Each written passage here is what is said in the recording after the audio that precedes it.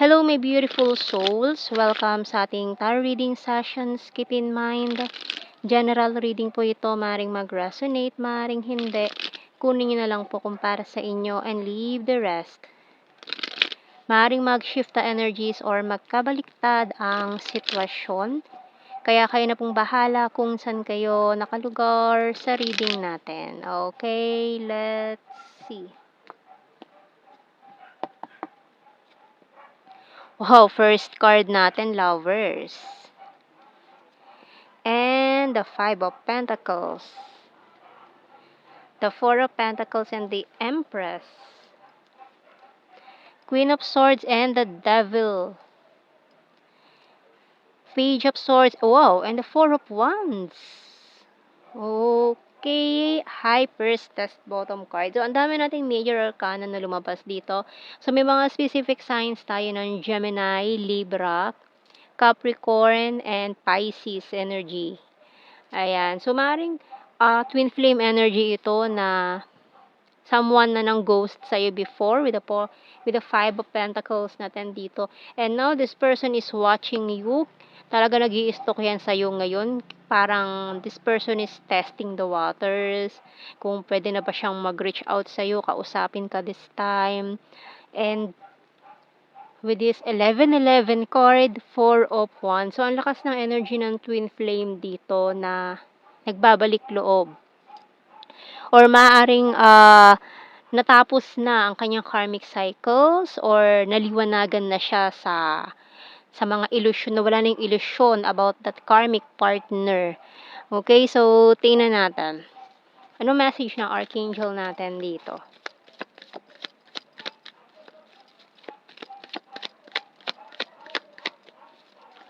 Lalo na at itong taon to nagsesenti ngayon. Nagsesenti siya with this Five of Pentacles natin, Four of Pentacles natin dyan, habang nag-i-stalk yan sa social media mo, or kung malapit lang siya sa inyo, padaan-daan yan sa tapat ng bahay nyo, nagpapapansin, nagbabaka sakali na pagdaan niya, lumabas ka or papasok ka ng bahay, di ba, para mabigyan siya ng, kumbaga, chance na makalapit sa'yo. Ayan. So, tingnan natin. So, dalawang cards to. Wow. Brilliant. Brilliant idea by Archangel Uriel. Yes, your idea is divinely guided. Please take action to bring your idea to fruition. So, talagang divinely guided kayo nitong taong to. And spiritual understanding. So, spiritually connected pa kayo. By Archangel Raziel. I'm bringing you esoteric information and symbols and helping you understand spiritual truths.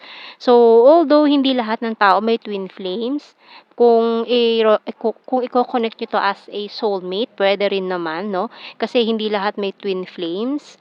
So, kunin nyo na lang kung resonate sa inyo, or kung hindi naman ay better luck next time. Okay, so tingnan natin sa mga signs and symbol cards natin dyan.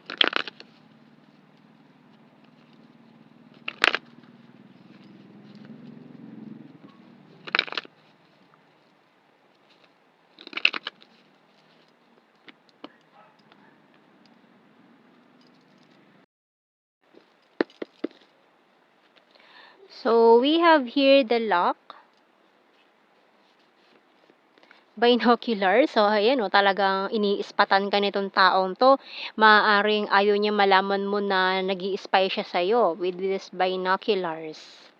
And closed book, kasi alam niya, sinarado mo na itong kabanata ng buhay niyo na ito eh. Kumbaga, parang feeling niya wala na siyang chance para sa'yo, pero mukhang inaalam niya pa eh. Mukhang nag-iimbestiga pa itong taong ito kung may chance pa ba siya, kung may new person ka na ba, or anong estado mo ngayon, anong status mo, ganyan. So, we have here the mask. Kaya pa, nagtatago dyan sa dilim, sa gilid, wearing a mask para hindi mo siya makilala na siya pala yun. Maaaring this person is stalking you using fake accounts, ganyan. And, or other person's account. And we have here the knife and dream catcher. So, marami din kayong mga nabitawan or masakit na words before with this knife And bottom card, magnet. Pero tingnan mo naman, oh, yung magnet talaga naghihilahan pa rin kayo diyan ng energy. So, tingnan pa natin more sa ating Tarot Messages Oracle cards. Okay. The struggle is real. I hate my pride and ego. So, ayan eh, mga pride and ego problem pa rin. And let's see more. Husband-wife material. You're my destiny. Oh, destined to be. And I want a family with you. Sorry, I'm wasted. So, maaaring drunk call, drunk message pa ang mangyari dito. Bigla siyang tumawag out of the blue na nakainom siya. Ganyan. Or while drinking with friends, bigla na lang siyang tumawag out of the blue na hindi mo ina-expect. I want commitment. I will fight for you. And you're my rest and my healer. Kasi yan talaga, uy, nagpakita pa to. Oh, this is not over yet. Kasi kung talagang legit, ayan, low, kung kayo ay legit na twin flame, ito talaga ang isa't isa ang magiging healer ninyo. Very soothing ang energy kapag nasa paligid nyo lang yung twin flame nyo, parang gumagaan yung pakiramdam, ganun. Kahit na hindi kayo nag-uusap, basta nararamdaman nyo yung presensya ng isa't isa, nakakapagpakalma yon ng isa't isang ng twin flame, ganyan, ng couple twin flames. So, tingnan natin more messages natin sa ating The Hidden Truth Oracle cards.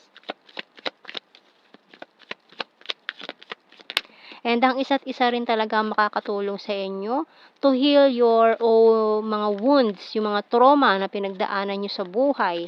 Ayan. So, kapag may nakilala kayong tao na gano'n, parang ang gaan-gaan ng pakiramdam mo. Parang nawawala lahat yung problema kapag andyan siya, yung presensya niya nandyan, nararamdaman mo. Parang ang gaan-gaan sa pakiramdam. Parang gano'n. Na nawawala lahat ng suliranin mo sa buhay, mga alalahanin mo sa buhay, mga problema, 'di ba? So, I couldn't let you get close to me. I wonder if you're happy without me. I wish I had treated you better. And minsan kahit yung boses lang niya marinig mo, 'di ba, parang ang gaan-gaan na sa pakiramdam nun. And I know I was a distraction from your pain. So ito pa isa sa mga ano niya, alalahanin nitong taong inaalala niya, parang feeling niya kasi distraction lang siya kasi alam niya nasaktan kanya before, kumbaga parang ayaw niya nang madagdagan pa yung pain na naramdaman mo dahil sa kanya. So, we have here, we both know I'm not the one for you. Maring inisip niya yun before. Pero ngayon, ang dami niyang signs and synchronicities na nakikita na kayo talaga ang itinadhana. Ayan, with this card. So, tingnan natin, I'm becoming a better person. So, yun naman daw. And, I left you before you could leave me. Kaya yan, pumasok si karmic partner dito.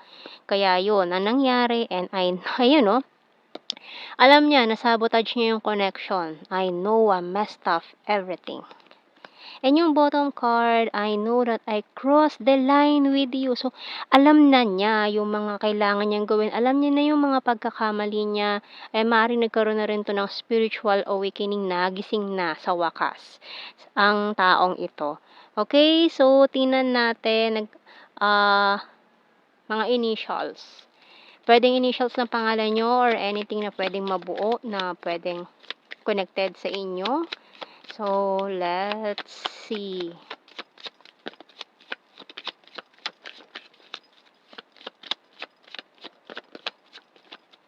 Okay, letter E, W, N, new. New kind of, new beginning. Ayan. Meron tayong ZDA, Enye, Q, VJ, letter G, U, K. Ayan, ang mga initials natin. Bottom card is letter T. And let's see sa blue card natin. We have here passion, true love, and deception. So, yun, may mga naka-experience ng deception from the karmic partners, ganyan. Maring na-fall na yung mask ng kanyang karmic partner, nalaman niya na this person is very deceptive, na pinaglaruan lang siya or ginamit lang siya nung taong yun para sirain or paghiwalayin kayo na totoong twin flame or soulmate or kung ano man to na connection or divine counterpart nyo. So, let's see sa general signs and messages. So, mga keywords na lang to. Hindi na natin kailangan i-explain dahil alam nyo na yan. So, we have here, ayan, mountain card. So, maaaring may mga nag-focus na lang sa goals nyo or nagpunta sa mga mountain to ground. Ayan, may mga nag-grounding. And we have here, ayan, soulmate. So, maaaring soulmates. So, we have here fantastic friend, air sign, Gemini, Libra, Aquarius. Beautiful, August 9,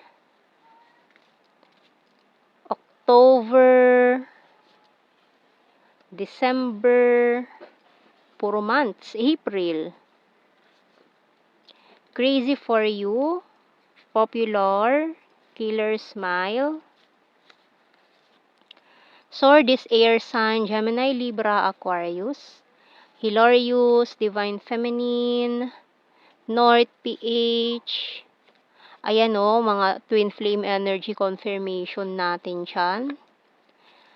Sagittarius, vulnerable, sarcastic, bitch, kind-hearted, travel. Ayan, may mga mag-travel ha. November and funny. So, yan ang ating reading, my beautiful souls. Thank you for watching. Take care and God bless. See you in our next reading, guys. Bye-bye.